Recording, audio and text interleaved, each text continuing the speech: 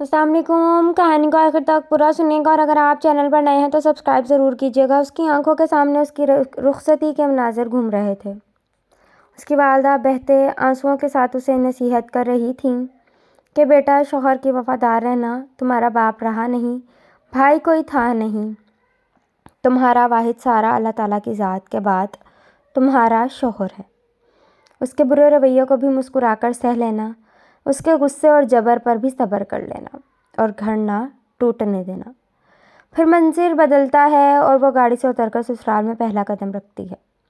اسے حیرت ہوتی ہے کہ لوگ جہاں پہلے اس کے بارے بارے جا رہے تھے، وہاں سب نے اب آنکھیں ماتھے پر رکھی ہوئی تھیں، اور کوئی اس کو دلہن کا کمرہ تک بتانے کا روادار نہیں تھا۔ پھر منظر بدلتا ہے اور اس کے ساتھ ہی اس کی گردن پر رکھا شوہر کا پاؤں گردن پر دباؤ بڑھاتا ہے۔ اس کا نام ماریہ امجد تھا۔ وہ آغاز جوانی میں یتیم ہوئی تھی، اور اس کی والدہ جو پہلے ہی جمع پونجی اپنے شوہر کے علاج پر لگا چکی تھی، اس کے لیے بیٹی کی کفالت کرنا مشکل ہو گیا تھا۔ تو اس نے حتی المقدور بہتر رشتہ تلاش کر کے اپنی بیٹی کو رخصت کر دیا تھا، مگر اس کی بیٹی نے سسرال میں پہنچتے ہی اپنی اہمیت کا اندازہ لگا لیا تھا۔ وہاں سے کوئی شخص اس کا کمرہ تک بتانے کے لیے تیار نہیں تھا، اور وہ خود ہی ڈھونڈتے ہوئے ایک نسبتاً سجے ہوئے کمرے میں پہنچی تھی، جہاں بیٹھے اسے تھوڑا ٹائم ہی گزرا تھا کہ ساس کا حکم آ پہنچا تھا، جلدی کپڑے بدل کر آؤ اور مہمانوں کو رخصت کرنے میں مدد کرو۔ اس نے حکم کی تعمیل کی تھی، فوراً ہی کپڑے بدل کر ساس کے پاس پہنچ گئی تھی، مگر اس کے باوجود اس کو ٹائم زیادہ لگانے پر مہمانوں کے سامنے ہی طنز کا نشانہ بنانا شروع کر دیا تھا۔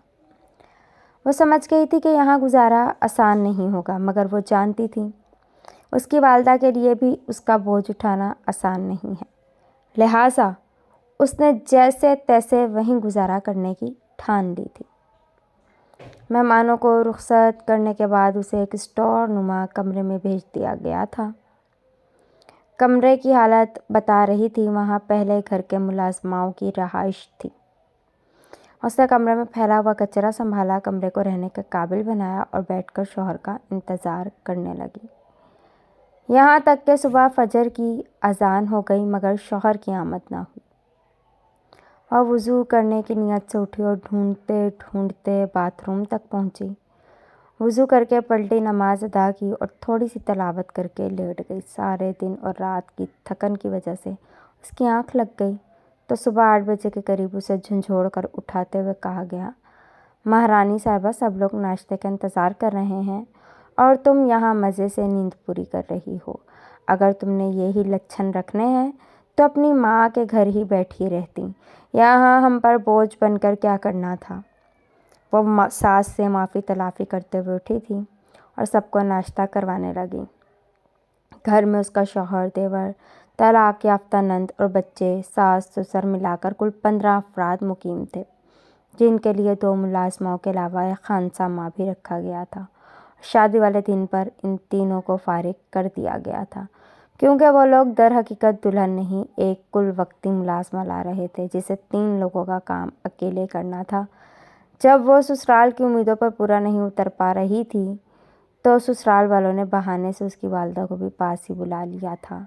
ایک تو اس کی والدہ کو رہائش کھانا دینے کا احسان ان پر چڑھا دیا تھا، دوسرا ان دونوں ماں بیٹیوں کو سارا دن مزدوروں جیسی مشقت دیتے تھے۔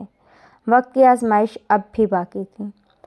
سردیوں میں ٹھنڈے پانی سے گھر بھر کے کپڑے اور فرش دھونے کی وجہ سے اس کی والدہ کو نمونیا ہوا، جو بگڑ گیا اور وہ اس دنیا سے چل بسی۔ والدہ کی موت کے وقت ماریہ امجد 4 ماہ کی امید سے تھی۔ بنا اس کی صحت کا خیال رکھے اسے اب بھی کولوں کی بیل کی طرح جوت کر رکھا جاتا تھا۔ یہاں تک والدہ کی موت پر بھی اسے کام کاج سے فرصت نہیں ملی تھی۔ اس نے مقررہ وقت پر ایک بچی کو جنم دیا تھا جو کہ ایک ٹانگ سے معذور تھی۔